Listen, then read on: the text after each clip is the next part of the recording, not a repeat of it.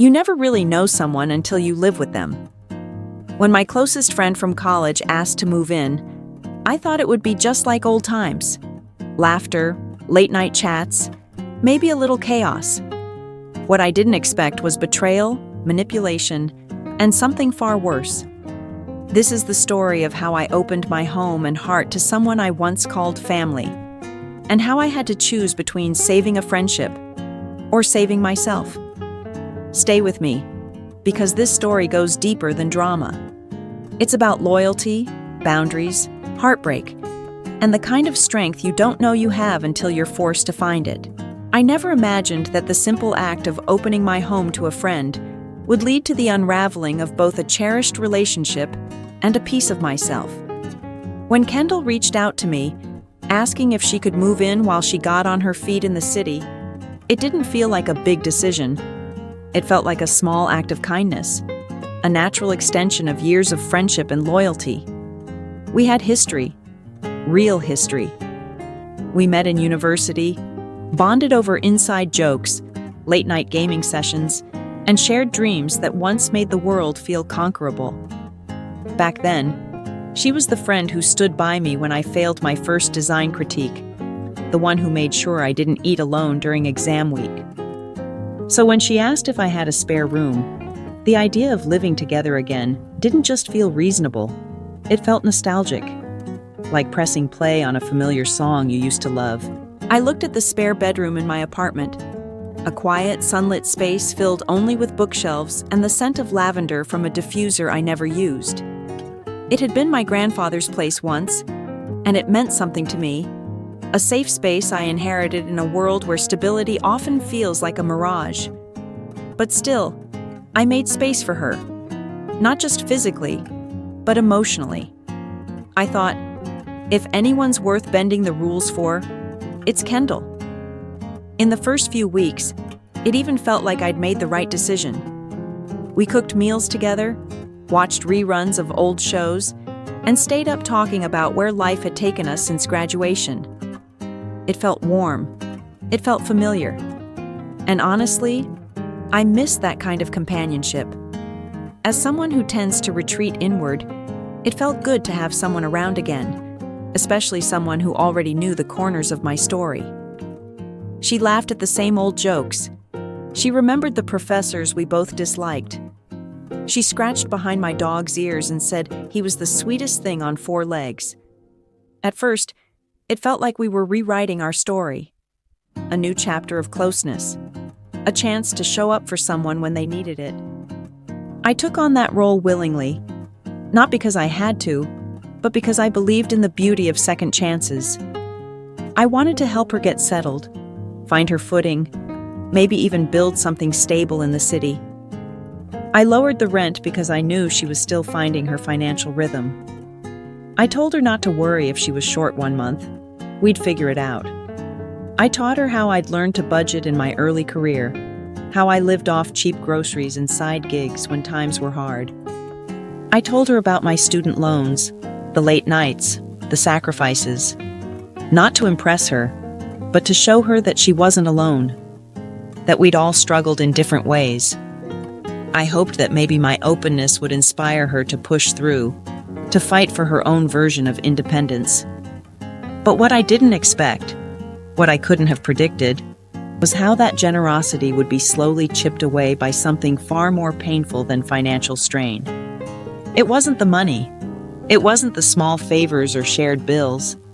It was watching someone I once trusted take advantage of that trust, piece by piece, while smiling like nothing was wrong. There's a unique kind of heartbreak that happens when someone starts treating your kindness like a currency they're entitled to, rather than a gift you chose to offer.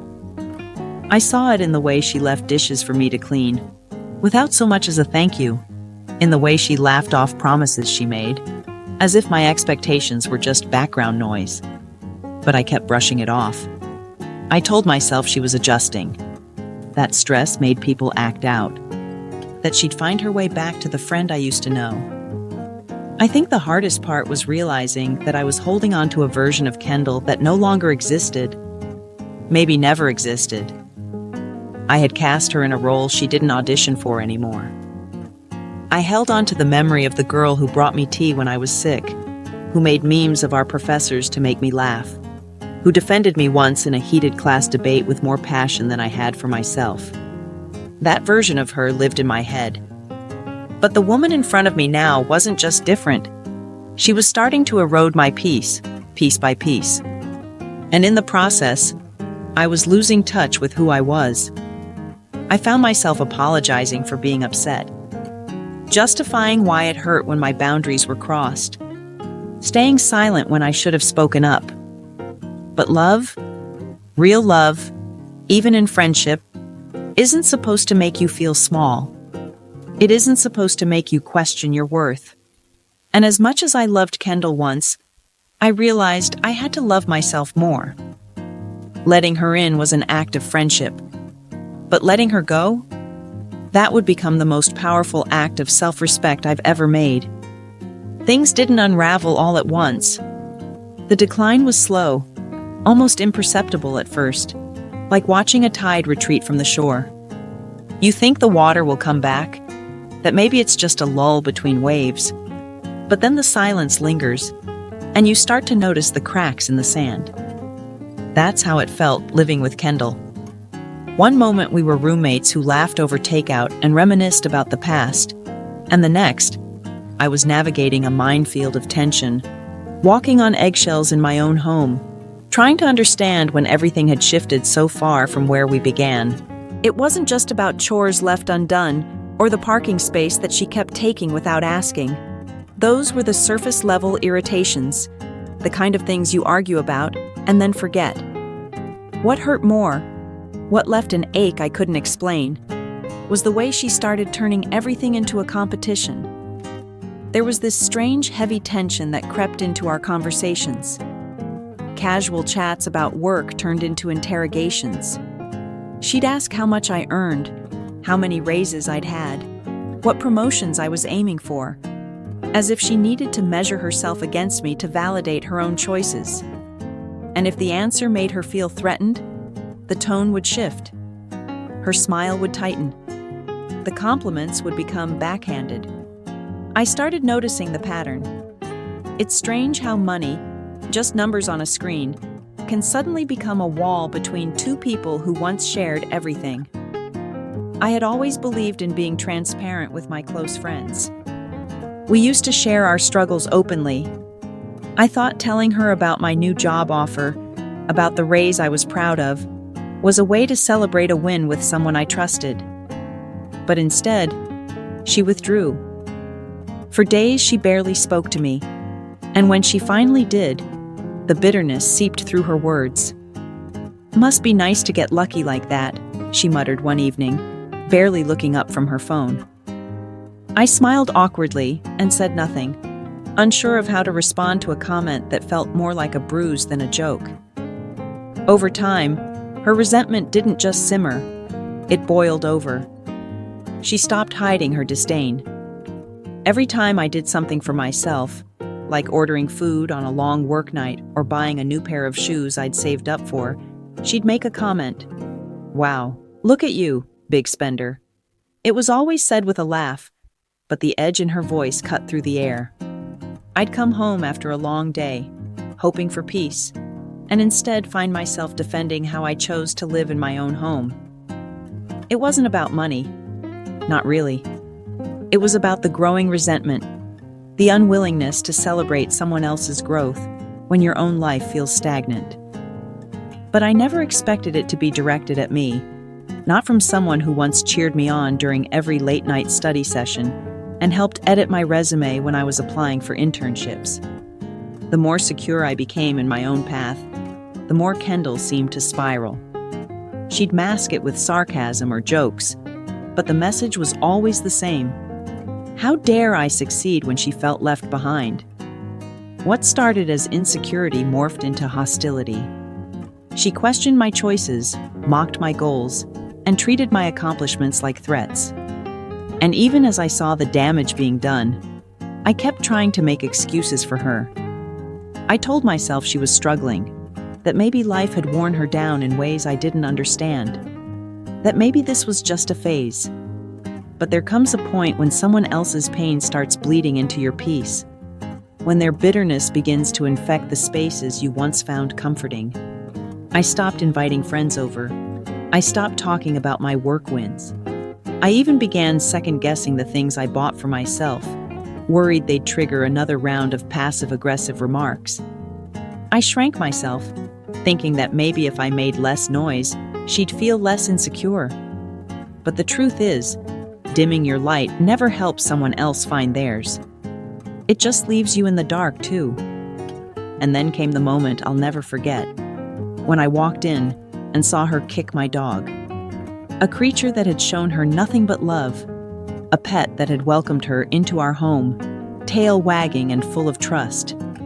That moment was a culmination of everything I'd been trying to ignore. The neglect, the disrespect, the jealousy that had turned venomous. It stopped being about money or mess or missed boundaries. It became about something much deeper: safety, respect, and decency. That was the moment I realized this wasn't just a roommate issue. This was someone who had stopped seeing me and everything I cared about as something worth respecting. In hindsight, the emotional strain had been building for a long time. I had clung so tightly to the version of Kendall I used to know, to the idea of what our friendship used to be, that I had ignored what she had become. Sometimes the people we love the most change into someone we no longer recognize. And as much as it hurts, we have to be brave enough to walk away. It wasn't just about kicking her out. It was about reclaiming my space, physically, emotionally, and mentally. About remembering that my peace mattered, that I mattered. And while I still mourn the friend I lost, I'm learning to celebrate the version of me who finally said, "Enough." What came after was a strange quiet, a stillness that followed the storm. Kendall was gone, and yet the air in the apartment still felt heavy, like it hadn't quite exhaled. I remember walking through each room that first evening, every corner echoing the memory of her presence, her voice, the energy she used to fill the space with. It wasn't peace, not yet. It was more like an aftershock. I was relieved she was no longer under the same roof, but that relief was tangled in sadness. Letting go of someone you once called a friend isn't always clean. It's messy. It's confusing. It's standing in your kitchen staring at the mug she left behind and wondering how something so small can make your chest ache. I kept telling myself I did the right thing. I repeated it like a mantra, almost trying to convince my heart to agree with what my mind already knew. Because it hadn't always been bad. There had been late-night talks, laughter, memories of our college years, when everything felt wide open and promising. There was a time when I believed Kendall was someone I could grow old being friends with, someone who'd be at my wedding, someone I could call when life felt too much. But something in her changed, or maybe, more truthfully, something in her revealed itself.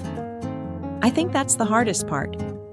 When you realize the person you thought someone was, the person you loved and protected and trusted, never actually existed the way you believed they did. And still, even after the lies, the disrespect, and the betrayal, there was a flicker of guilt. I wondered if I had failed her in some way, if I should have done more. If her spiraling was a cry for help, I was too tired or too emotionally drained to answer. But those thoughts were fleeting, quickly overtaken by the reality of what she had done. She didn't just hurt me. She violated the sanctuary I'd built, the space I had worked so hard to make feel like home. She kicked my dog, my quiet, constant companion who had never harmed anyone. That wasn't a cry for help. That was cruelty. When our mutual friends started texting me, I wasn't surprised. The stories had started making their rounds. Kendall, predictably, had spun a version of events where she was the victim. According to her, I was cold, selfish, and materialistic. I'd abandoned her when she needed me most. She left out the parts where she disrespected my boundaries, mocked my efforts, and treated my life like something she was entitled to. She conveniently forgot to mention the emotional manipulation, the freeloading, and the final act of violence toward an innocent animal. I didn't respond to any of those messages, not even the ones from friends who tried to be neutral, asking if there was maybe just a misunderstanding. I was done explaining myself to people who had already decided what version of me they wanted to believe. What I didn't expect, though, was the quiet shift that followed. Over the next few weeks, I began hearing from people, some who had initially taken Kendall's side, who now reached out to apologize. They shared stories, ones I had never known about. Times Kendall had belittled them, manipulated them, used them. It turned out I wasn't the only one. And as painful as it was to know that my experience wasn't unique, there was also comfort in realizing I wasn't crazy. That the red flags I had spotted, the moments that made me question my judgment, were very real. Then came the update from Anne, the same friend who had scolded me for kicking Kendall out, who had offered her a place to stay, believing she was doing the right thing. Anne called me one afternoon, her voice already strained with regret. "How did you survive living with her for a whole year?" she asked, and I could hear the disbelief in her voice, as if she had just witnessed a horror movie play out in real time. What Kendall had done in my home, she repeated in Anne's. The same patterns, the same entitled behavior, only worse. Theft, verbal abuse, manipulating and violating boundaries. Again. Anne was shaken, and though part of me wanted to say, "I told you so," I didn't. I knew too well what it felt like to love a version of someone who doesn't actually exist. And as Kendall's world began to collapse, losing her job after assaulting her boss, being arrested for destroying Anne's property, I didn't feel the satisfaction I thought I might. There was no gloating, just a deep, weary sense of disappointment. Because somewhere inside all that rage and chaos was a person who once held so much promise. A person who could have been so much more. But she had chosen a path of destruction, of others, and eventually of herself. And now she was living the consequences of that choice. I'm still healing, not just from the loss of a friend, but from the slow erosion of trust, the way I began second-guessing my instincts, the quiet damage done by someone I once called family. But I'm also rebuilding. My dog and I go on longer walks now. I cook for myself again, in a kitchen that no longer feels hostile. And I've learned something powerful. Setting boundaries isn't cruelty, it's self-respect. Saying no isn't abandonment, it's survival. And walking away from someone who doesn't value your peace is one of the bravest, most loving things you can do for yourself. After Kendall was gone, and the apartment began to feel like mine again, a strange kind of clarity began to settle in. I didn't expect it to come so soon, or in the form it did. It wasn't a thunderous realization or some cathartic breakthrough. It was quieter than that, gentler. It came when I sat on the couch with my dog curled up beside me, and there were no sharp words in the air, no tension clouding the room. It came when I reached for a mug in the cabinet and realized it hadn't been left sticky or out of place. It came when I walked through my own home and felt safe, really safe, for the first time in months. And that's when I understood something deeper than just relief. It was the beginning of rediscovering peace. Not just peace in the physical sense, but the emotional kind. The type that lives deep in your chest and lets you breathe again without even realizing you've been holding your breath. The absence of chaos can be startling when you've lived inside of it for so long. You start to notice all the ways you were accommodating dysfunction, how much of yourself you had given away in the name of being a good friend. I started remembering all the times I said nothing, did nothing, because I didn't want to stir the pot.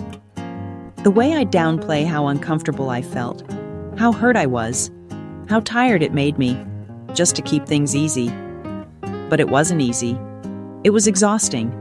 And now, in the stillness that remained, I began to see how much of myself I'd compromised. How many of my own boundaries I let slide because I didn't want to come off as rude, selfish, or dramatic.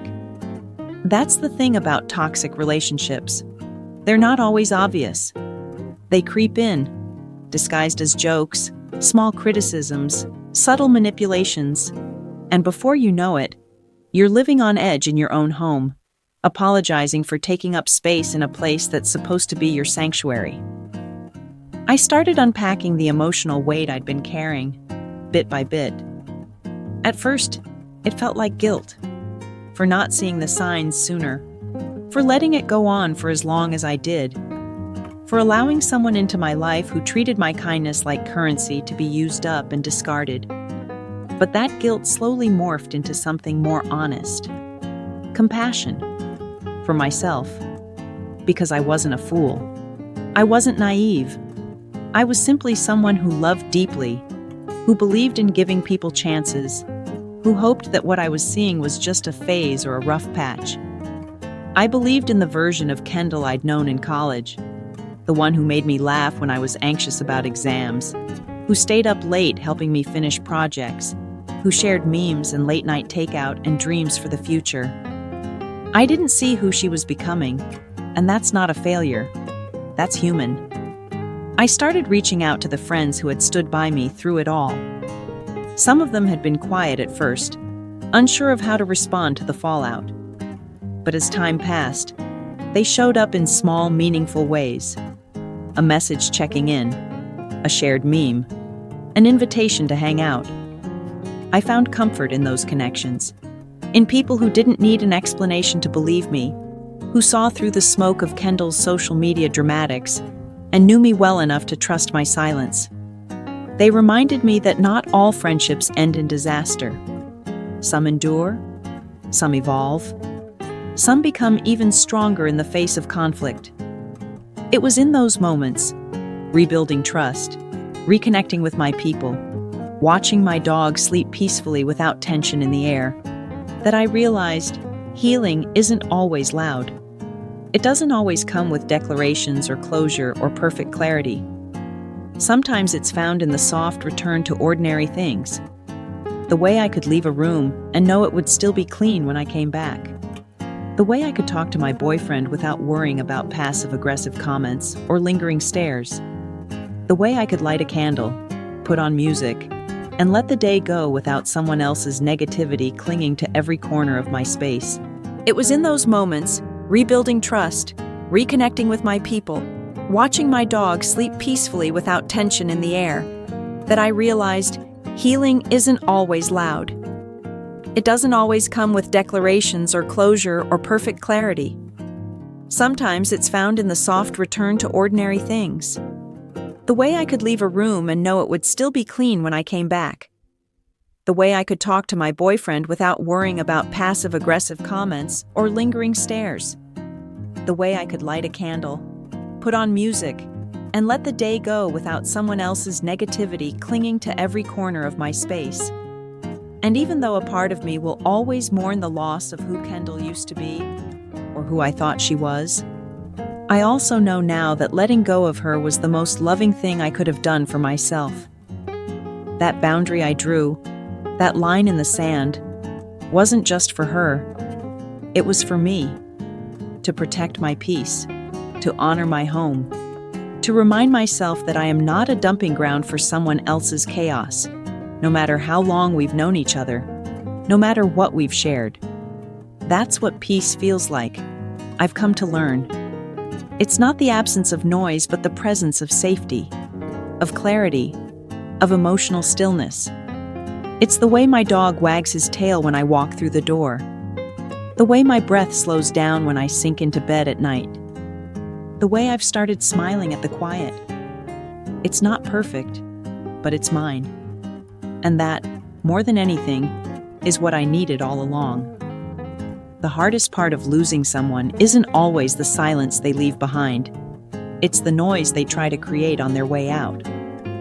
When Kendall moved out, I thought that chapter had closed. I believed I had done the right thing, standing up for myself, protecting my space and reclaiming peace. But what I didn't expect was the storm that would follow.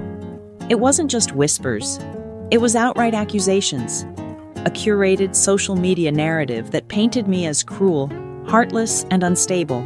She twisted the truth so confidently that even people who had once called me a friend began to look at me with suspicion. That betrayal cut deeper than any argument we'd had. Not just because of what she said, but because of how many people believed it without ever asking for my side. There's something deeply isolating about being misunderstood, especially when you've spent so long trying to be kind, patient, and supportive. I had been the one who opened my home. I had made sacrifices, extended compassion, forgiven transgressions that would have been deal breakers to most. But none of that made it into Kendall's version of the story. In her version, she was the victim, and I was the villain. She painted herself as someone tossed aside by a friend during a vulnerable time, and she did it with enough emotion and flair that her words echoed louder than my truth. I didn't respond, not publicly. I didn't make a post defending myself, didn't engage in online back and forths, didn't try to compete with her theatrics. But that silence wasn't easy. It was filled with the ache of being misrepresented, of watching people you once shared memories with disappear into the convenience of someone else's lie. I spent a lot of time questioning whether I should have done more, whether staying silent made me look guilty, whether speaking up would have cleared the air. But eventually, I realized that trying to change minds that were already made up would only drain me further. The people who mattered, those who truly knew me, never needed an explanation. They had seen my character long before any of this happened, and they trusted that the person they knew was still there beneath the weight of someone else's accusations. And slowly, that circle of quiet supporters became my anchor. They didn't shout over Kendall's noise, but they stood beside me in quiet solidarity. A check-in text, a shared memory, a simple, "I believe you." Those small gestures were lifelines. Still, it hurt, and I would be lying if I said I didn't grieve.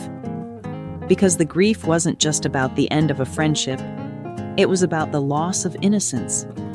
The realization that someone I loved like family could turn so completely, that someone I shared my space, time, and heart with could twist my kindness into ammunition. It made me doubt myself, not just as a friend, but as a person. Had I been too soft? Too blind? Too trusting? I kept replaying moments, trying to pinpoint the exact second things shifted, hoping that if I could identify where it went wrong, I could make peace with it.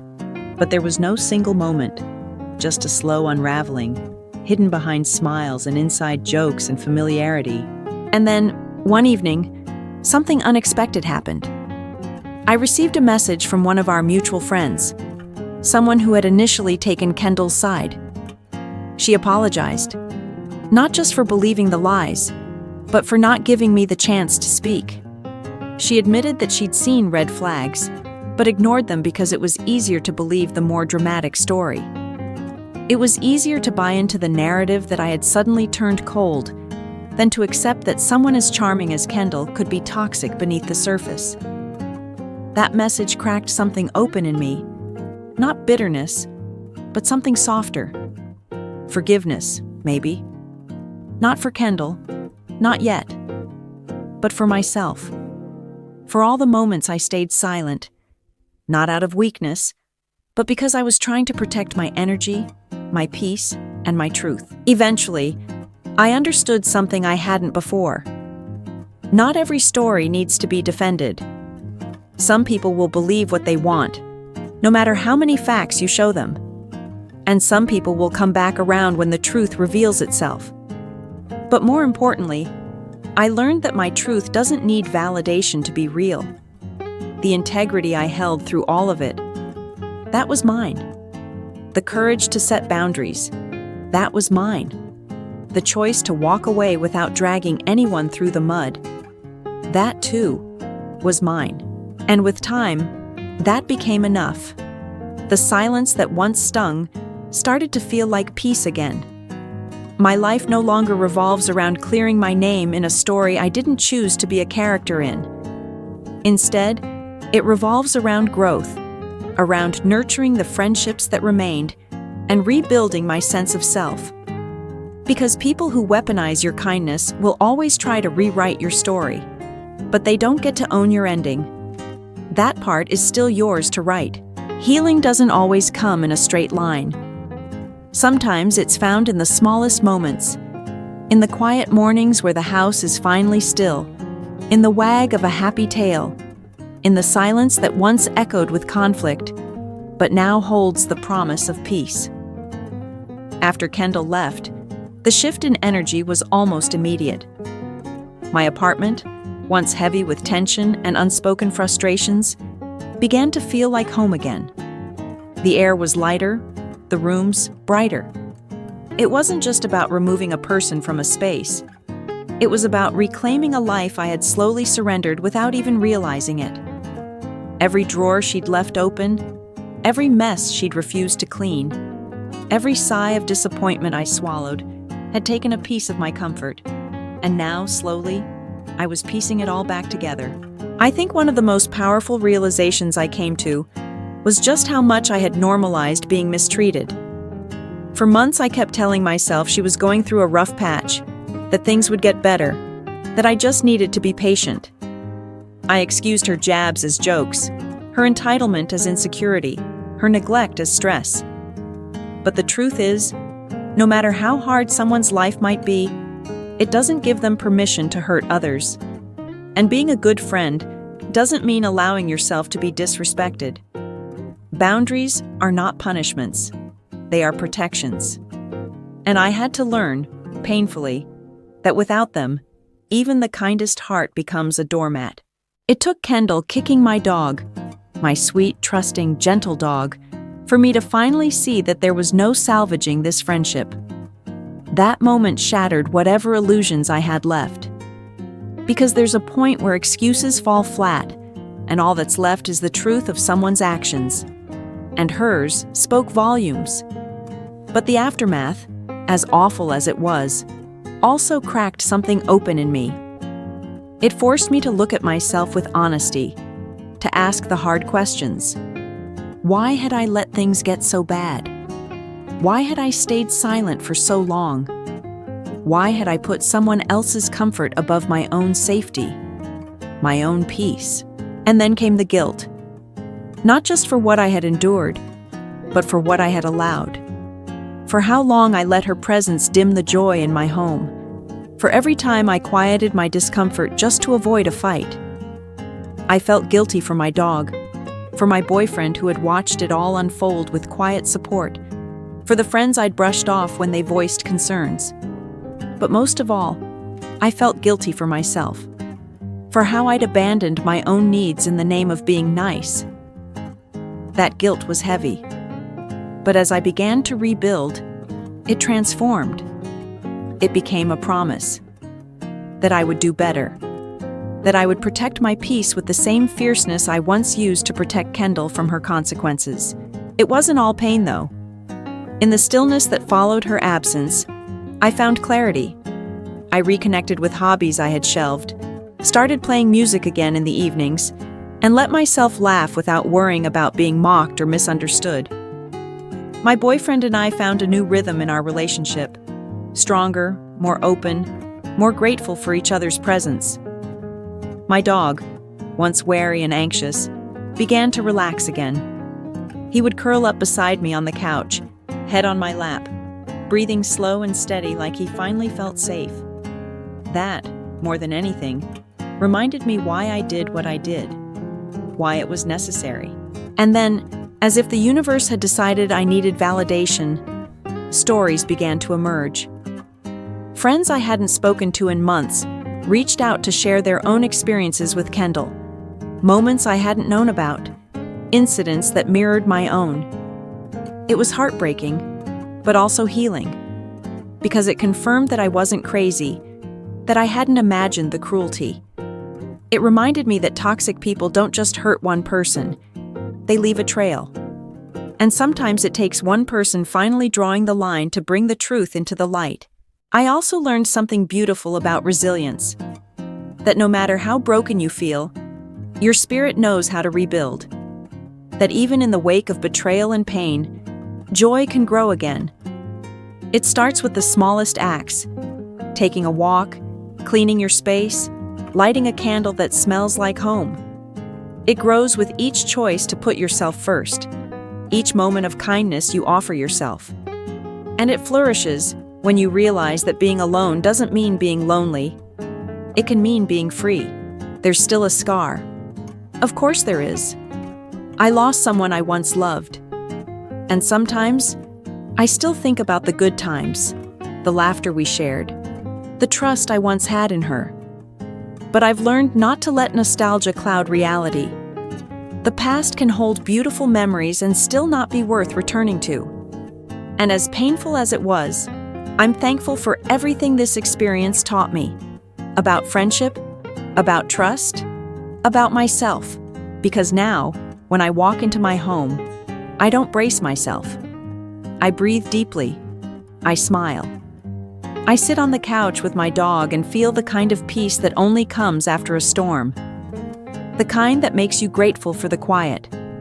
The kind that reminds you that sometimes letting go isn't losing. It's the beginning of everything good. Sometimes the people who rush to judge us in moments of crisis are the ones who've never truly seen us. When Kendall twisted the truth and posted that carefully curated sob story online, I didn't expect the avalanche that followed. Mutual friends messaged me, some with pity, others with blame. Words like cruel, selfish, and heartless were thrown in my direction by people I once laughed with over shared memories, people who didn't even pause to ask what had really happened. It was surreal, how quickly a narrative spun with half-truths and omissions became gospel. It was like watching my own character being rewritten in real time by someone else's pen. And still, I chose silence. Not because I didn't have my own side of the story, not because I was weak, but because I was tired. I was exhausted by the emotional labor of it all. For months, I had given more than I received. Time, money, space, grace. And in the end, when I finally stood up for myself, I was painted as the villain. It hurt. Deeply. Not just because of the lies, but because it confirmed what I'd always feared. That when push came to shove, some people would believe the loudest voice, not the truest one. And Kendall was loud. Loud with her tears, loud with her public grief, loud with her rehearsed innocence. But what surprised me the most was how quickly the mask began to slip, not just for me, but for others too. Because sometimes, all it takes is time and proximity for truth to rise like oil in water. One of the friends who had been quick to call me heartless was Anne. She was one of the first to offer Kendall a new place to stay after I asked her to leave. Anne, who had scolded me with righteousness, who had told me that friendship was about compassion and second chances. I didn't argue. I didn't defend myself. I simply stepped back and let the world unfold. It wasn't long before Anne's messages changed in tone. A casual question here, a vague complaint there. And then, the call. Her voice cracking not with anger, but with disbelief. How did you survive living with her for a year? I didn't gloat. I didn't throw her words back in her face, though part of me wanted to. I just listened, because I knew what it felt like to have your boundaries steamrolled, your space invaded, your kindness used like a doormat. I knew what it meant to offer help and receive contempt in return. Kendall hadn't changed. She had just changed victims. Anne told me stories that sounded painfully familiar. Kendall snooping through her things, leaving messes everywhere, lashing out when asked to contribute or behave with basic decency. But Anne's experience went even further. There was the theft. Kendall stealing her debit card and draining her account. There was the harassment. Kendall crossing lines with Anne's boyfriend, violating both their trust and comfort in ways I hadn't even imagined. And when Anne finally asked her to leave, Kendall didn't go quietly. She lashed out, destroying property, screaming, spiraling. The police had to intervene. Hearing all this, I felt a swirl of emotions. Validation, grief, a strange kind of vindication. I hadn't been the problem. I hadn't been overreacting. I had just been the first to say, enough. But underneath that relief was a quiet ache. Because as much as Kendall hurt others, she was also clearly hurting herself. Her behavior wasn't just manipulative. It was destructive, chaotic, and unwell. And that's where the real heartbreak settled in. Knowing someone you once loved, someone you once considered family, was unraveling so violently that even the people who once defended her were now afraid of her. It made me reflect deeply on the difference between compassion and enabling. So many times, we're taught that being a good friend means staying, supporting, forgiving endlessly. But sometimes, the most compassionate thing you can do is let someone face the consequences of their actions. Sometimes, love looks like saying no, like closing your door, like protecting yourself even when others don't understand. Because if no one ever holds up a mirror, how can someone ever see what they've become? I don't take joy in Kendall's downfall. I take no pleasure in her losing her job, in her being arrested, in her alienating the very people who once tried to help her. I feel sorrow, but not the kind that says I should have done more. It's the kind that comes with acceptance, that I did all I could, that I tried, that I showed up, again and again, until there was nothing left of me to give. And when I finally stopped, it wasn't out of cruelty. It was out of necessity. The truth is, some people will never understand your decision to walk away, until they're the ones forced to do it too. And even then, they might never admit it. But that's okay. You don't owe the world your pain packaged in palatable explanations. You don't have to prove you're hurt to be believed. Sometimes the most powerful thing you can do is keep walking, keep healing, and let your peace speak louder than their judgment ever could. There's a moment that every dog owner knows, a kind of sacred silence, the soft thud of paws settling into their favorite spot, the gentle rhythm of their breath as they nap, the warmth of their presence just nearby. To most, a dog is just a pet.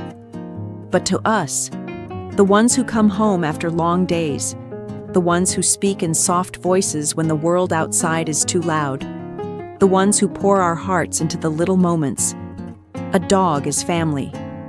So when I walked through my front door that day and saw Kendall raise her foot and kick my dog, something inside me shattered in a way that's hard to explain. He wasn't barking. He wasn't growling. He was just lying there, curled up in his bed by the window, basking in the late afternoon sun like he always did. He didn't even yelp. He just flinched and looked up at her, startled, confused, betrayed. I stood frozen in the doorway, not believing what I had just seen. It was one thing after another with Kendall. Her messes, her entitlement, her increasingly cruel digs. But this was different. This was a line that, once crossed, couldn't be undone. I screamed her name, rushed to my dog, fell to the floor beside him, running my hands over his side to check if he was hurt. Kendall stood there, arms crossed, unfazed. Her expression wasn't even one of guilt. It was annoyance, like she'd been caught in the middle of something inconvenient. "It's just a dog," she said with a scoff, like she hadn't just violated a being who loved her unconditionally, who had welcomed her into our home without judgment. That sentence clung to me for days. Just a dog. As if he hadn't been by my side through sleepless nights. As if he hadn't comforted me with a nudge of his nose during moments of deep sadness. As if his quiet companionship hadn't been more reliable, more kind, and more healing than any human interaction I'd had that year. Kendall had reduced him to a thing, a nuisance, a problem. And that, more than anything else, revealed the chasm that had grown between who she was and who I needed in my life. I took him to the vet immediately. Thankfully, there was no internal damage, just bruising. But it wasn't only his body I was worried about. It was his spirit. Dogs, remember. They don't speak our language, but they feel everything. They know who is safe and who is not. And that night, when he curled up next to me instead of in his usual spot by the window, I knew something had changed. He didn't want to be near her anymore. He didn't trust her. And neither did I. There's something devastating about watching someone you once called a friend become a threat in your own home. A place that used to feel like a sanctuary turned into a space I couldn't fully exhale in. I started noticing more subtle shifts after that. The way my dog would hesitate before entering the living room, the way his ears pinned back when Kendall raised her voice, the way he sought me out for reassurance in spaces where he once felt confident. The betrayal wasn't just mine to bear. He bore it too, in his own quiet way. And still, Kendall didn't apologize. Not once. Not when I told her to leave. Not when I reminded her of the promise she made to respect my home, my boundaries, and everyone in it. Her defense was always some variation of deflection. Stress, bad days, feeling overwhelmed. But those excuses didn't explain away cruelty. They didn't erase what I saw. They didn't undo the fear I now saw in my dog's eyes. The irony is, I think part of me had been waiting for something this undeniable. A final breaking point. Something that would push me past the guilt and the doubt and the hope that maybe she'd change. Because I did want to believe she could change. That the friend I'd known in college, the one who made me laugh until I cried during exam week, was still in there somewhere. But what I've learned is that kindness doesn't excuse violence, and history doesn't justify harm. I changed the locks the day she left. I cleaned the apartment top to bottom. I lit a candle and opened all the windows. And that night, for the first time in months, my dog returned to his spot by the window. He laid down, let out a long sigh, and fell asleep. That was when I knew I'd made the right choice. Not just for me, but for him too. Because love, in its truest form, is protecting the ones who can't protect themselves. It's saying no when someone crosses a line. It's choosing peace over chaos, even when it breaks your heart. I don't know what Kendall tells people about why she left. I'm sure her story is full of edits and omissions. But I know my truth. And more importantly, I know my dog's truth. He's safe now. We both are. And in the stillness of our home, I've begun to remember what it feels like to be free. There's a deep ache that settles into your chest when someone takes your kindness and uses it as a foundation for entitlement. It doesn't happen all at once. It creeps in slowly, like a fog that blankets your world until you can no longer see the boundary between generosity and being taken for granted. At first, I thought I was helping a friend. I thought opening my home and offering my support was the right thing to do. It's what friends do. Lift each other up, make room, create a sense of safety. But over time, Kendall's presence began to wear on me, not because of who she used to be, but because of who she had allowed herself to become. The first signs were so subtle I almost missed them. A dirty dish left in the sink, a pile of laundry sprawled across the couch, a grocery bill left unpaid. And when I mentioned it, gently, always gently, it was met with a laugh or a dismissive wave of the hand. She was tired. Work was hard. She'd get to it later. I believed her, or maybe I just wanted to, because the alternative, that someone you loved and trusted could treat your home like a convenience store and you like a doormat, was too painful to acknowledge. But the truth has a way of rising to the surface, no matter how deeply you try to bury it. And soon, her disregard became impossible to ignore. It wasn't just dishes and laundry. It was the way she took over my parking spot without asking, as if her needs always mattered more. It was the way she rolled her eyes when I said I was budgeting or saving. It was the way she made me feel like a stranger in my own home, one selfish moment at a time. What hurts most about these things isn't the inconvenience.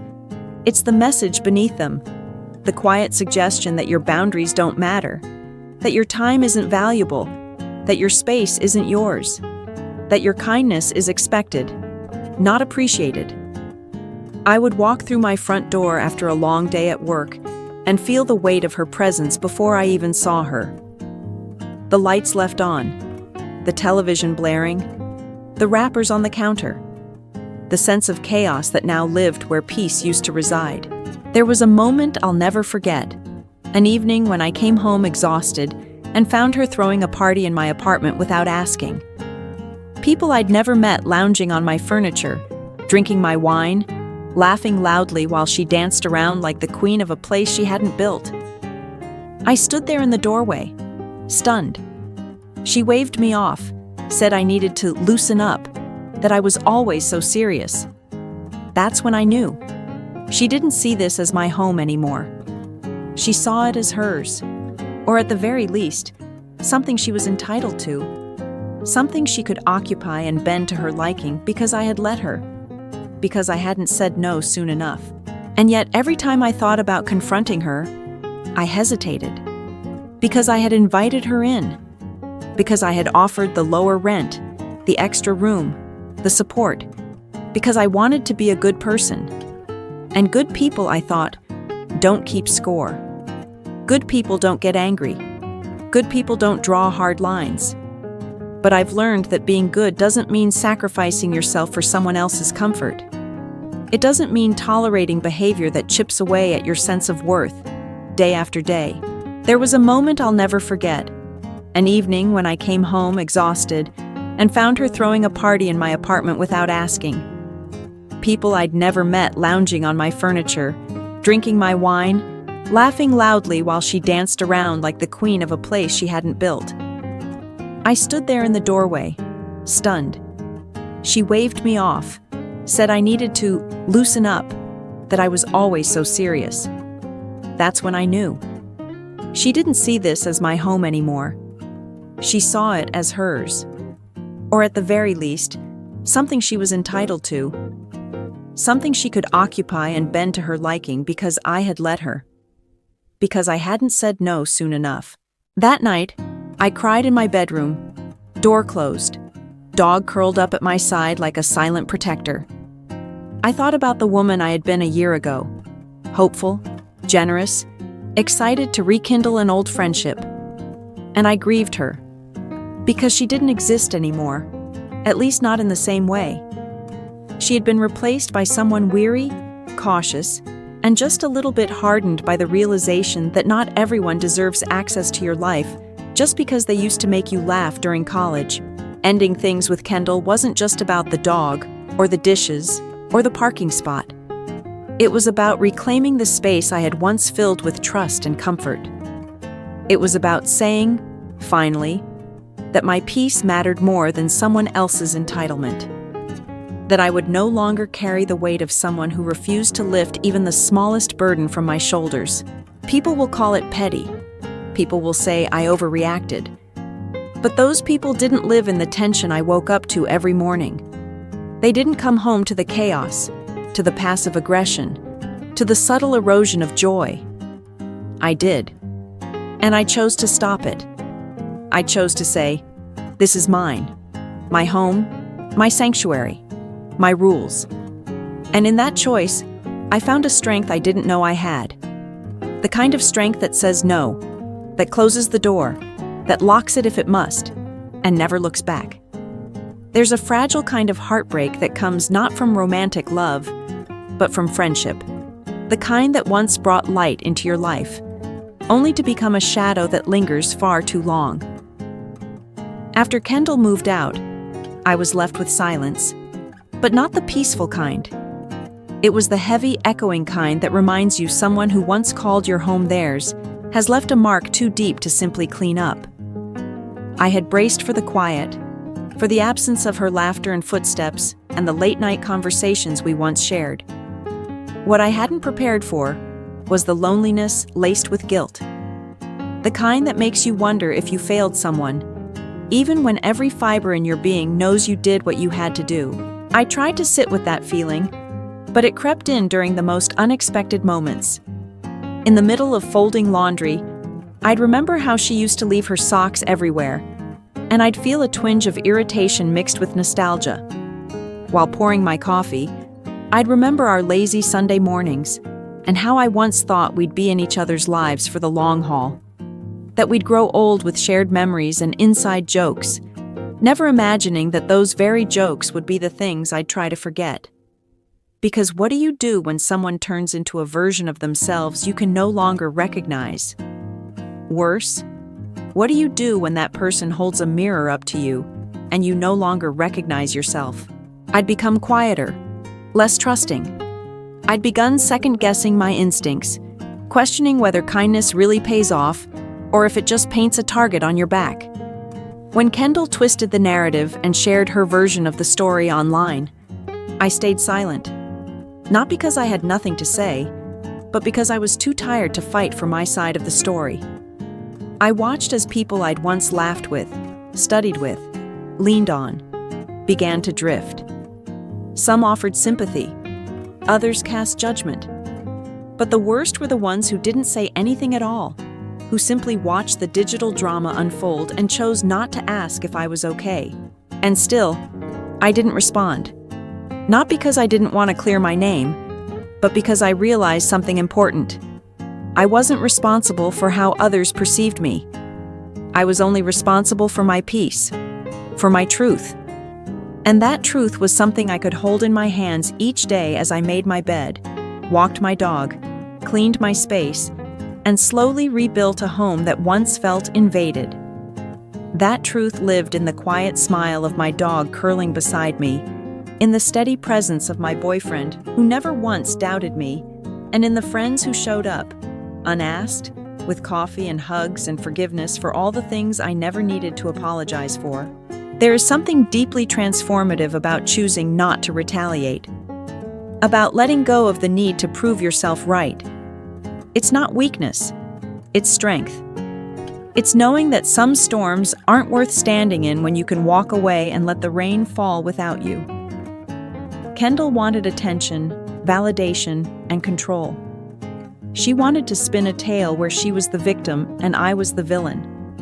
But I knew that the people who mattered would see the truth not in her words, but in how I lived mine. And in that space, between silence and noise, I found something unexpected: healing. It came in small moments at first, like the sound of my dog's happy bark at the park, or the scent of clean sheets on a Saturday morning. It grew stronger every time I laughed without guilt, every time I looked around and saw a space that reflected love and not resentment, every time I said no without feeling like I owed an explanation. Grief over a lost friendship is real. It doesn't come with funeral flowers or sympathy cards, but it still stings in the deepest corners of your heart, especially when the memories are tangled with moments of joy. There was a time I loved Kendall like a sister, a time I would have dropped anything to help her. That love wasn't fake, but it wasn't enough to survive the version of herself she became, a version that used, belittled, and harmed. And that realization hurt more than anything. That love, while powerful, isn't always enough to save someone who doesn't want to be saved. I no longer blame myself for the way it ended. I don't replay the final argument, wondering what I could have said differently, because I now understand that the hardest boundaries to draw are the ones with people we love. But they are also the most necessary. They are the lines that protect your peace, that remind you where you end and someone else begins. They are acts of self-love disguised as distance. And maybe the most profound thing I've learned is this: not every loss is a tragedy. Some are just overdue goodbyes, wrapped in lessons we didn't know we needed.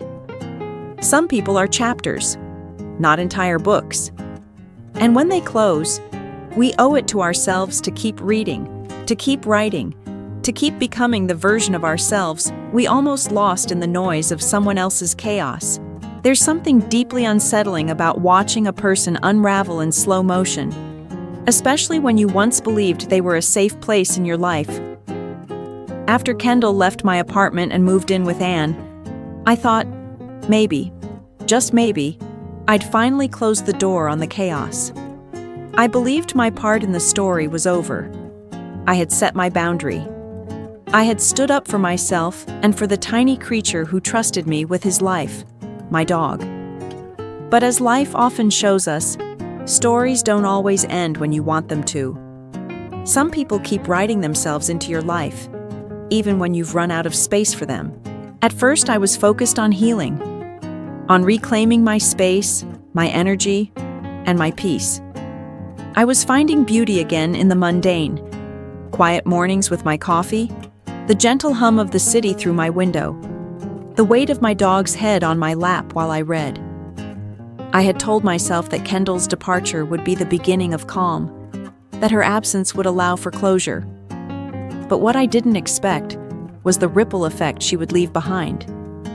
Not just in my life, but in the lives of others who once defended her, who had labeled me cruel, impatient, even heartless. Anne had been one of them. She had stood firmly in Kendall's corner when the fallout happened, texting me long paragraphs about compassion and understanding, lecturing me on friendship, as if she knew what our shared home had become. I didn't respond with anger. I didn't respond at all. I knew time would speak louder than any words I could offer, and it did. The day she called me, her voice laced with exhaustion and disbelief, I felt something unexpected. Not vindication, not revenge, but sorrow. The kind that swells when you realize someone else is stepping into a storm you had only just escaped. When she asked me how I had managed to live with Kendall for a year, her voice cracked in a way that told me she wasn't just asking for answers.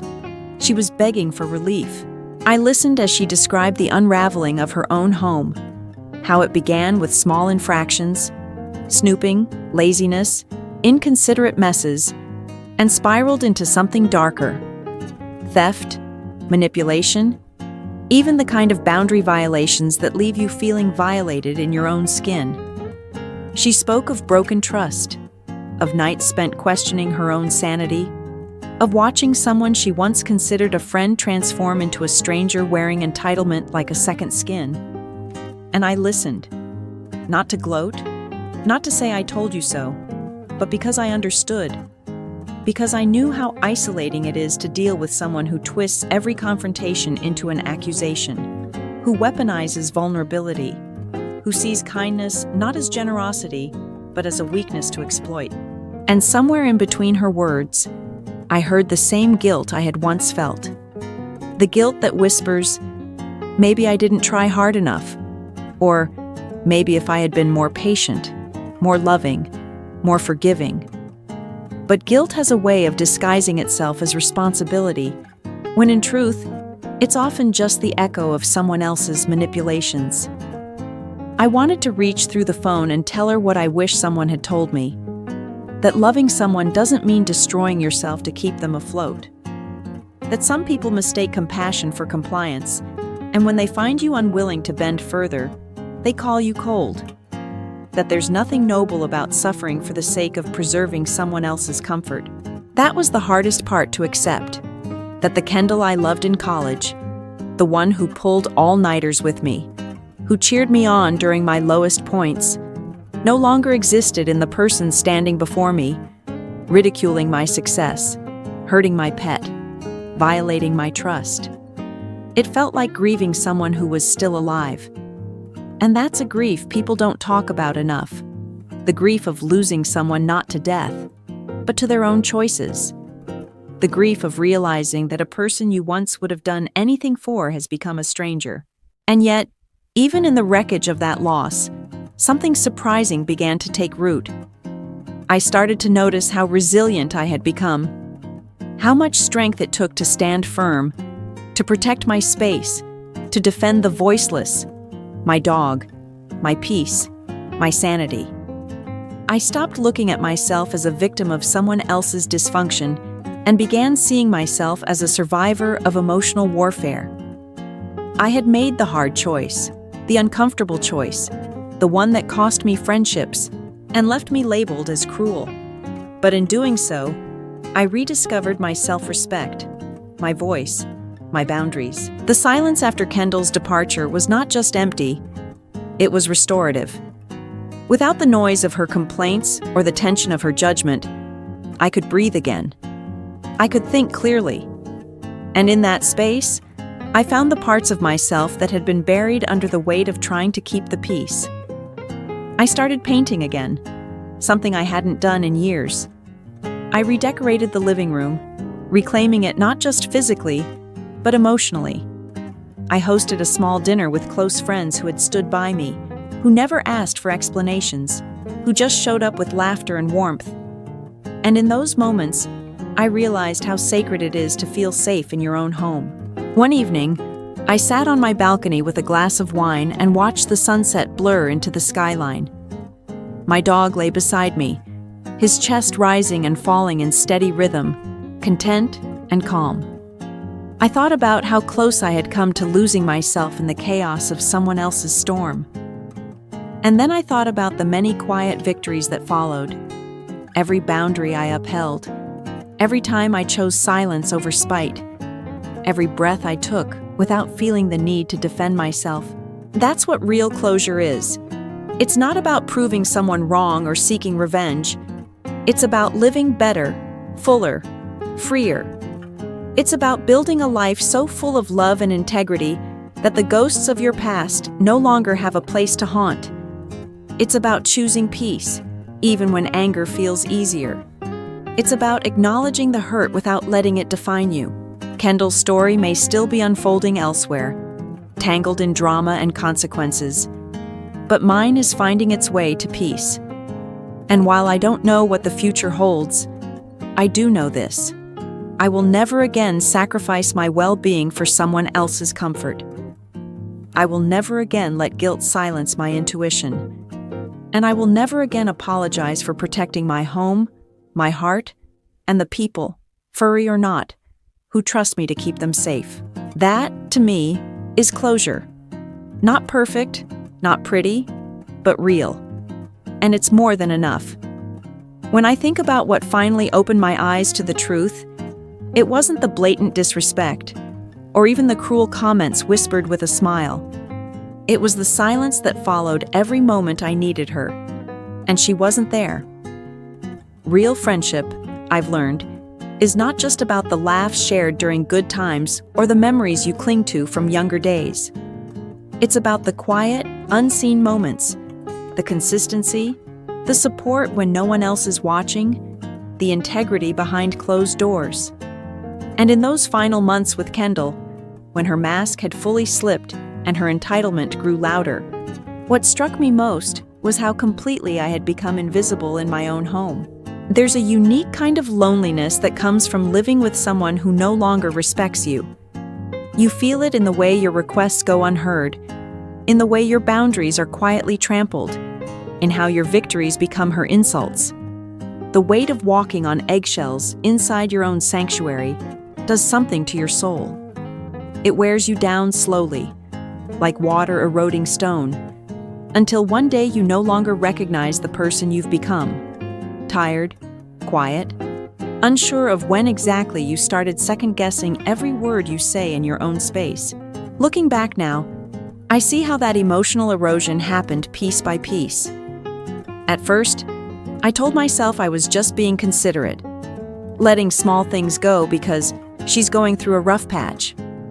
I overlooked the dirty dishes, the late rent, the snide remarks, the coldness in her tone.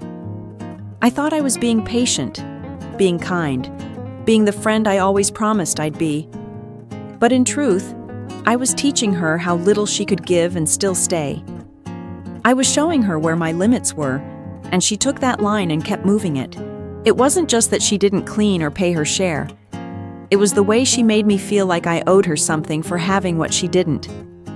Like my stability was a crime she was sentenced to witness every day. She wore envy like perfume, unapologetic and suffocating, and instead of confronting it, she weaponized it. If I bought a small treat for myself, it became a statement. If I chose to stay in, it was framed as me hoarding money she didn't have. The narrative she built around me was full of venom wrapped in false cheer, always smiling, always joking, until the jokes stopped being funny. And the hardest part? For a while, I still wanted to fix it. I still believed that if I just explained better, if I stayed kind enough, giving enough, understanding enough, she would see the pain behind my silence. But she never did. Because when someone benefits from diminishing you, they have no reason to stop. And that's when I realized the friendship we once had was no longer just broken. It had become something toxic, something dangerous. Not just to me, but to the peace I had built with so much care. Kicking her out wasn't revenge. It was survival. It was choosing to reclaim the life I had built. It was choosing my dog, my health, my peace of mind. It was choosing to stop watering dead things, no matter how beautiful the memories once were. And yes, the grief was real.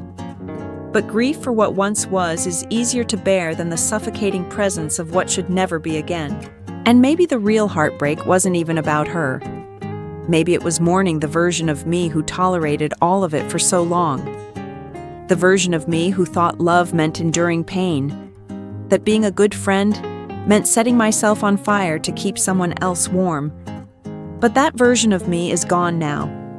And in her place stands someone stronger, not harder, but clearer.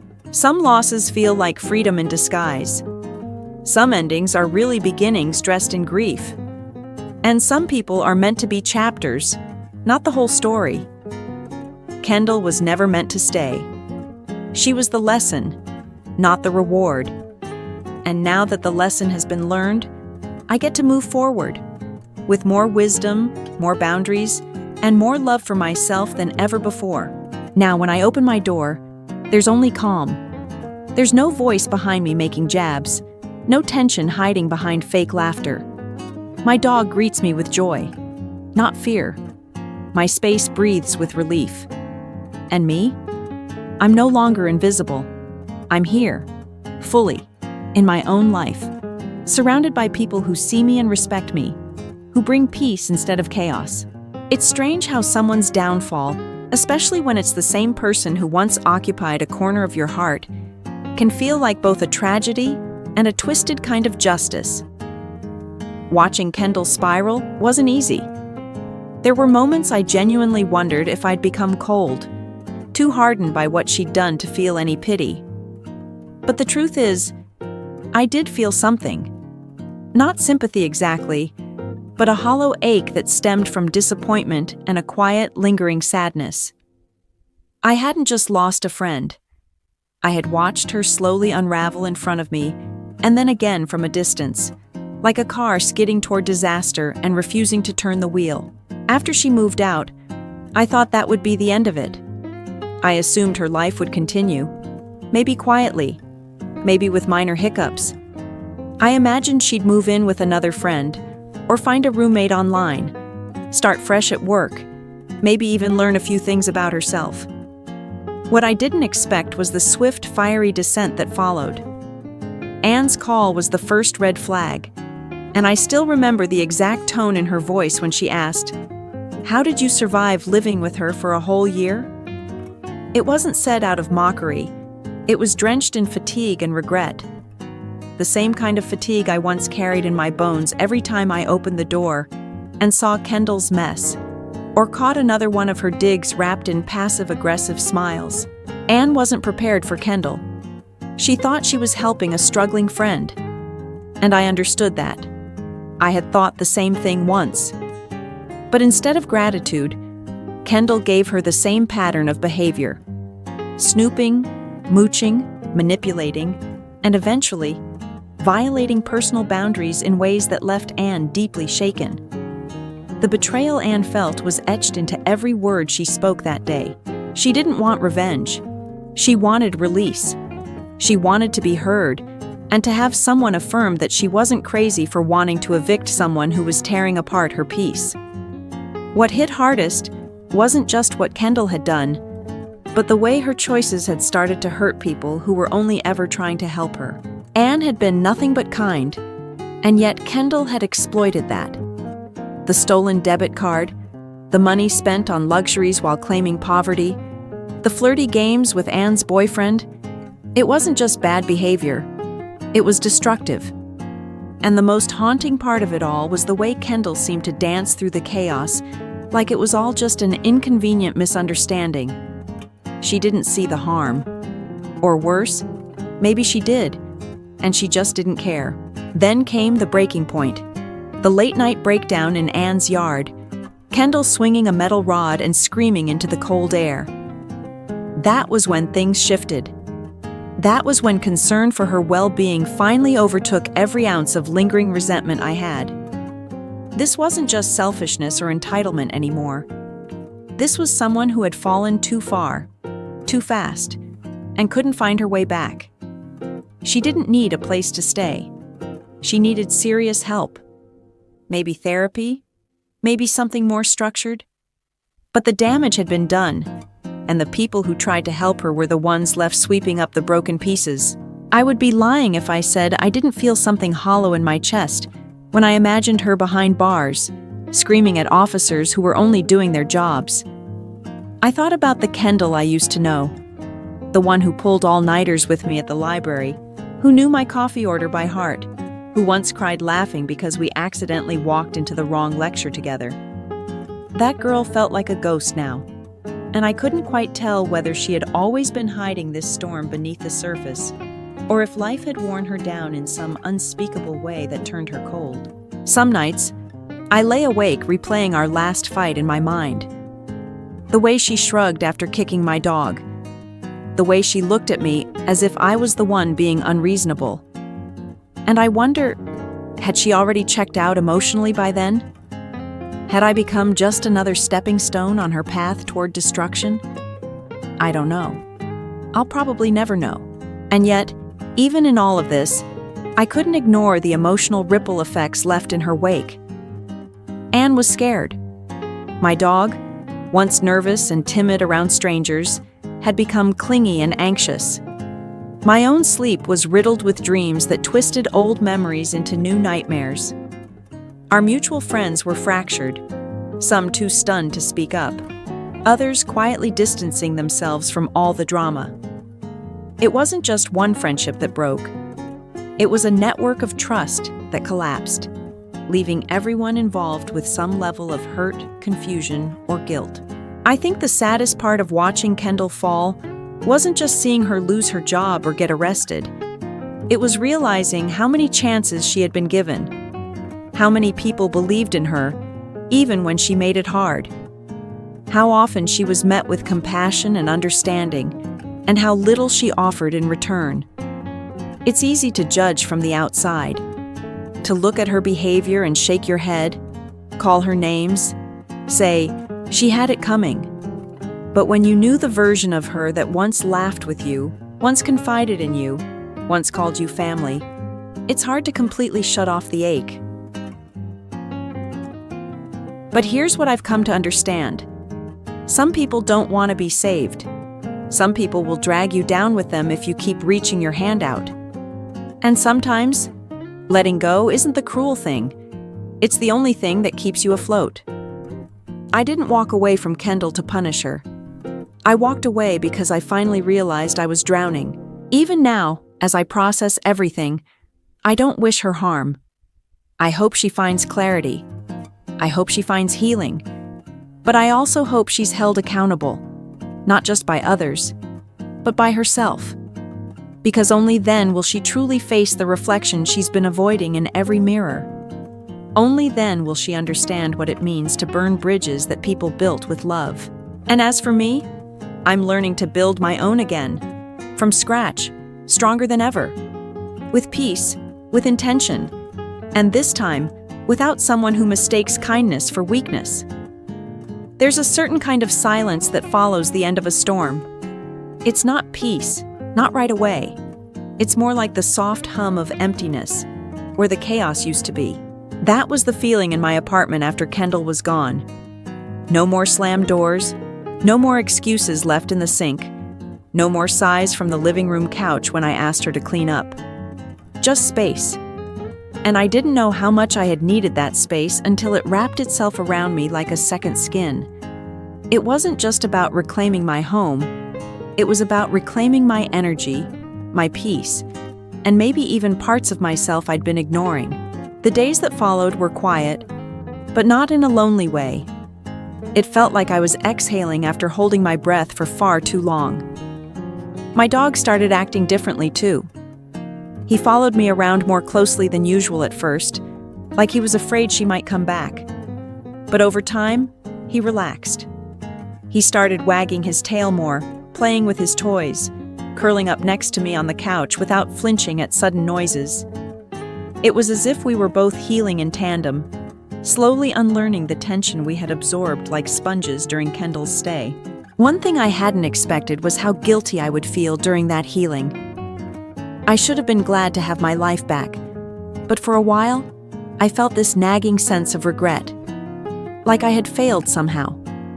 Failed as a friend, as a roommate, as someone who once believed Kendall just needed a second chance. But as the days turned into weeks, I began to understand that guilt isn't always a signal of wrongdoing. Sometimes, it's just a scar left behind by empathy. We carry it, not because we did the wrong thing, but because we still care about someone who did. And then came the messages. Not from Kendall, at least not at first, but from people who had taken her side when she twisted the story to her advantage. Some of them were people I hadn't spoken to since college, names I hadn't seen light up on my phone in years. Suddenly they were reaching out to check in, offering half-hearted apologies for not asking me for my version of events before passing judgment. Others were less subtle, quick to admit they had made a mistake believing her, eager to confess that they had always known something was off, but didn't want to say anything. It was strange. Part of me wanted to welcome those people back, to rebuild what had been shaken. But another part, stronger, quieter, wiser, realized that not every bridge is meant to be rebuilt. Some collapses reveal the truth, that what we called friendship was really just proximity, not connection. And that's okay, because for every person who fell away, someone else stepped forward. People who had witnessed the strain firsthand, people who remembered the way Kendall made them feel like less, or used them when it suited her. One by one, they shared stories that mirrored my own. Stories of betrayal cloaked in friendship, of trust taken for granted, of subtle digs and manipulation dressed up as humor. It was like a puzzle coming together. Each piece a new perspective, each voice affirming that what I had gone through wasn't just in my head. But the most unexpected shift happened in my relationship with myself. For the first time in a long time, I started to listen to my own instincts again. The same instincts I had silenced to keep the peace. I began to treat myself like someone worth defending. If my gut said no, I honored that. If something felt heavy or wrong, I didn't rationalize it away. I trusted my discomfort. I trusted my need for space. I realized that setting boundaries isn't selfish. It's survival. My boyfriend noticed the change too. Our time together felt lighter, more honest. He told me one evening, as we sat watching the dog snore at our feet, that he hadn't realized how much tension I had been carrying until it was gone. That hit me hard. I had normalized the dysfunction so thoroughly that I forgot what calm even felt like. But it wasn't just him. It was everyone. My coworkers said I seemed more present, more focused. Friends said I sounded like myself again. It was like I had been living in a fog for so long, I didn't even realize I couldn't see clearly until it finally lifted. That night, I wrote myself a letter. Not to send, not to share, but just to hold space for my own voice. I wrote about everything I had learned, everything I had let go of, and everything I was still carrying. I wrote about the power of saying enough, about how healing sometimes looks like solitude and quiet routines, About how being free doesn't always feel like fireworks. Sometimes, it's just a deep, uninterrupted breath. And then, one night, as I sat journaling with a cup of tea and my dog curled beside me, I realized something. What happened with Kendall wasn't just a cautionary tale about toxic friendships. It was a turning point, a reckoning, a reminder that kindness does not mean self-sacrifice, and that loving someone doesn't mean tolerating abuse. I could grieve the friendship and still be grateful it ended. I could remember the good times and still acknowledge the damage. Kendall may never understand the impact of her actions. She may never apologize, never reflect, never change. But that's not my burden to carry anymore. Her journey is hers. Mine is here, in this home I've reclaimed, in this peace I've earned. And maybe, just maybe, in the quiet resilience of choosing myself, even when it hurt. Because sometimes, the most profound growth doesn't come from forgiving others. It comes from forgiving yourself for staying too long and finally walking away. The unexpected thing about healing is that sometimes it doesn't just restore you, it transforms you. You don't come out of pain the same person who went into it. When Kendall was finally gone, and the waves of chaos she'd brought into my life began to settle, I found myself standing in a quiet kind of aftermath, not just cleaning up the physical mess, but sorting through the emotional debris she left behind. And in that stillness, something began to grow that I hadn't expected. Clarity. Not just about her, but about myself and the people I chose to allow into my life. People like Anne. Anne had been one of those friends who, at the height of Kendall's manipulation, stood firmly on the wrong side. When Kendall posted her twisted version of events to social media, Anne was quick to believe her. She called me cruel, cold-hearted, selfish. She messaged me with a moral high horse so tall it scraped the clouds, telling me that real friends don't abandon each other, no matter how hard things get. It stung at the time, more than I wanted to admit, because Anne wasn't just a passing acquaintance. She had been part of my circle since university. Someone I'd shared secrets with, laughed with, leaned on. And her betrayal, though wrapped in righteousness, felt like a knife to the chest. So when I heard from her weeks later, after Kendall had moved in with her and proceeded to do to her exactly what she'd done to me, I didn't know how to feel. She called me one afternoon, her voice low and tired, asking if we could talk. I said yes, mostly out of curiosity. We met at a dog-friendly cafe I loved, my quiet place. When I saw her, she looked different. Not in the way someone changes their hair or style, but in the way pain reshapes a person. There was no judgment in her eyes now, just exhaustion, humility. She sat down and for a few seconds didn't say anything at all. Then she let out a breath and asked, "How did you do it? How did you live with her for so long without losing your mind?"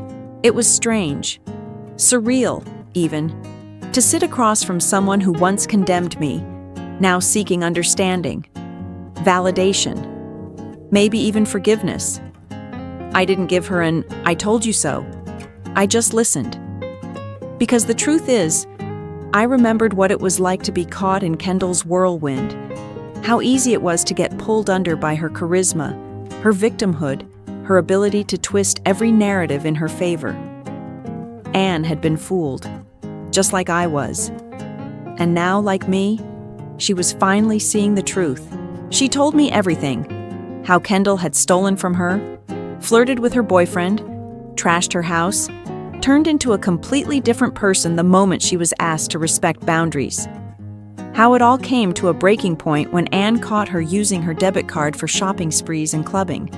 And how, in the end, Anne had to call the police just to get Kendall out of her house. I should have felt vindicated. Instead, I just felt tired. Because this wasn't just about Kendall anymore. This was about the ripple effect one person's chaos can have on the lives around them. About how manipulation spreads like a poison, corroding trust, warping perceptions, breaking down once solid connections. And it reminded me that none of us are immune, not even the ones who think they're watching from a safe distance. Anne apologized, sincerely and tearfully. She admitted she was wrong to judge me, wrong to take sides without asking questions. And though the hurt she caused hadn't vanished, something in me softened. Not because I owed her grace, but because I realized something vital. We're all human, and sometimes it takes experiencing the fire yourself before you can see who was burning all along. I don't know if Anne and I will ever be what we once were. Maybe we're not meant to be. But what I do know is that forgiveness, true forgiveness, is less about returning to the past and more about releasing the weight of resentment so you can keep moving forward. After that conversation, I noticed how much stronger I had become. Not in a loud, obvious way, but in the quiet certainty that I could trust my instincts again, that I didn't need to explain my boundaries to be valid, that protecting my peace didn't make me cruel. It made me whole. After Kendall was out of my life, there was a void that no one warned me about. People talk about cutting off toxic relationships like it's as simple as trimming dead leaves off a plant. But they forget to mention that even dead things leave roots behind. And those roots, guilt, confusion, misplaced empathy, can linger. There were days I questioned myself, wondering if I had failed her somehow. Maybe I wasn't patient enough. Maybe if I had done more, she wouldn't have spiraled the way she did. But then I'd remember the way my dog flinched when she walked by, the nights I sat on my bathroom floor crying while she blasted music outside, completely indifferent to my pain. I would remember how she looked me in the eyes after kicking my dog and shrugged. And I'd realize I didn't fail her. I saved myself.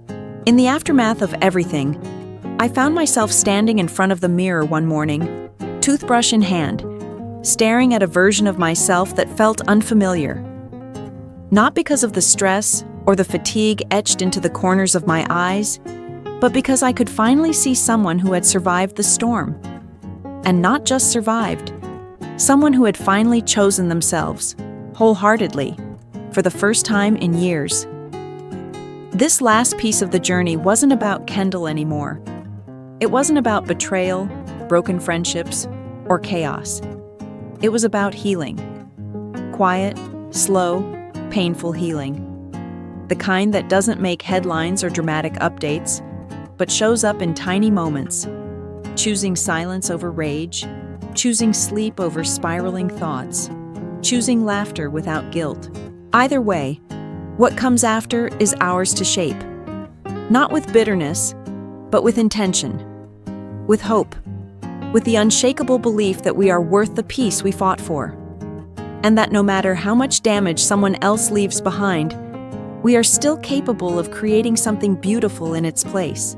But I was still here, still learning, still healing, still building a life that felt like mine again.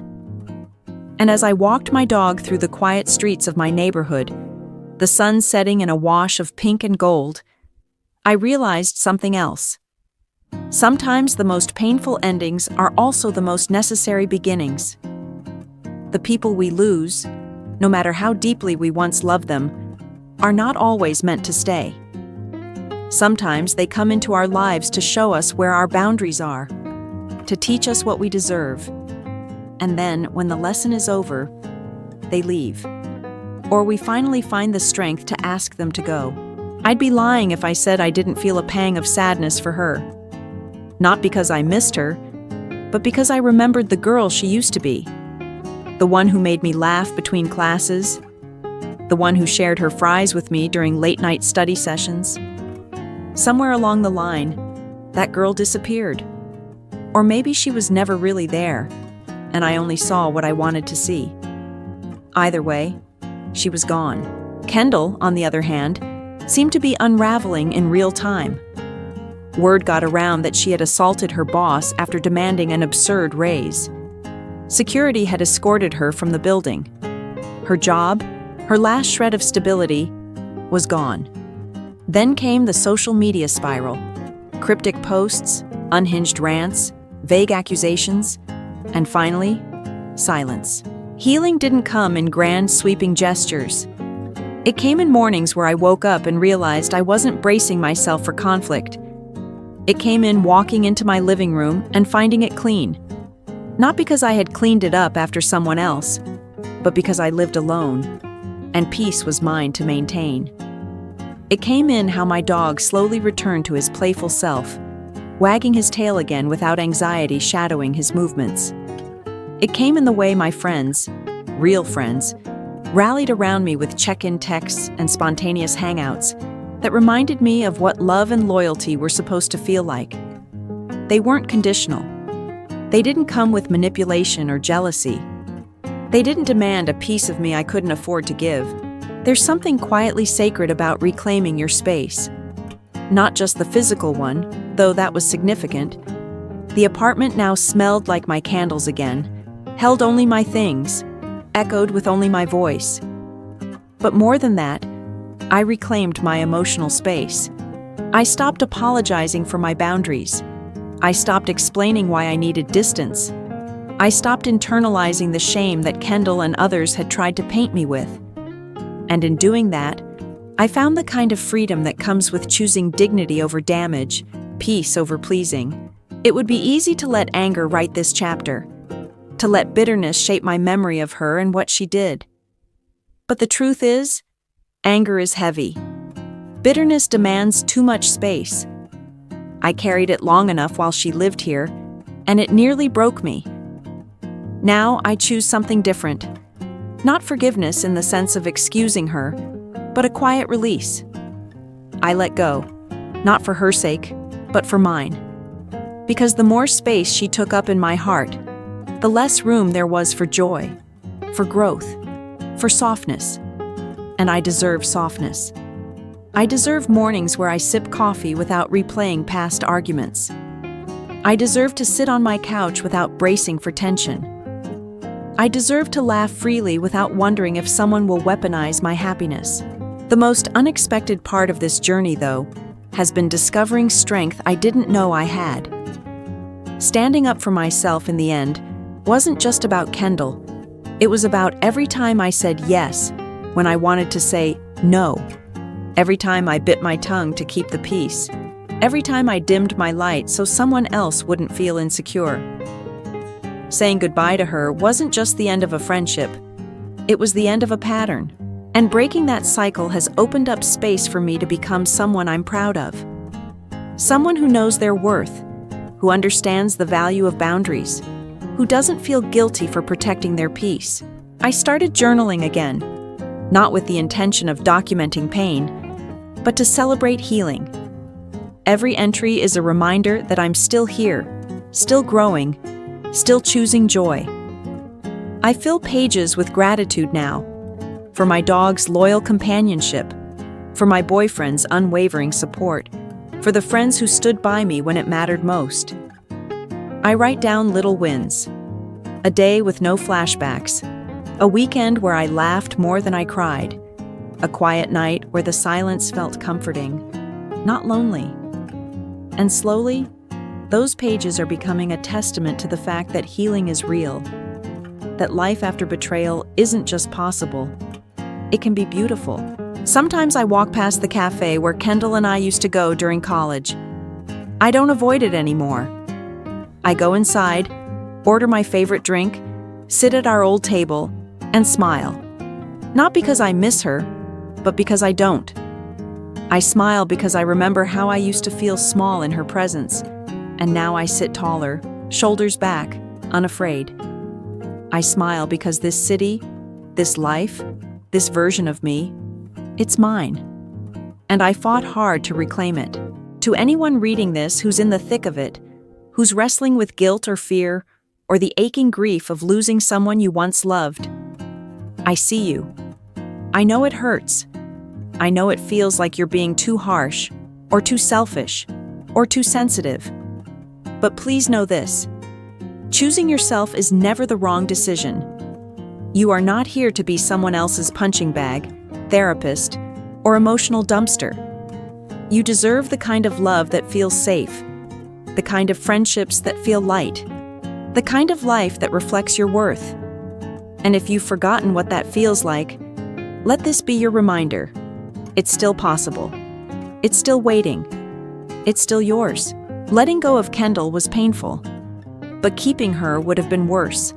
And now, on the other side of it all, I can finally say, I'm proud of myself. Not just for surviving, but for growing, for healing, for choosing better, and for never letting anyone kick my dog, literally or metaphorically, ever again. If this story resonated with you, if you've ever had to walk away from someone you once trusted, or if you're still trying to find the strength to choose yourself, I see you. You're not alone. We tell true stories here. Stories that hurt, heal, and help us grow. So if you want more content like this, raw, real, and deeply human, hit that subscribe button, tap the notification bell, and join a community that believes in the power of truth. Because your story matters too, and I can't wait to hear it.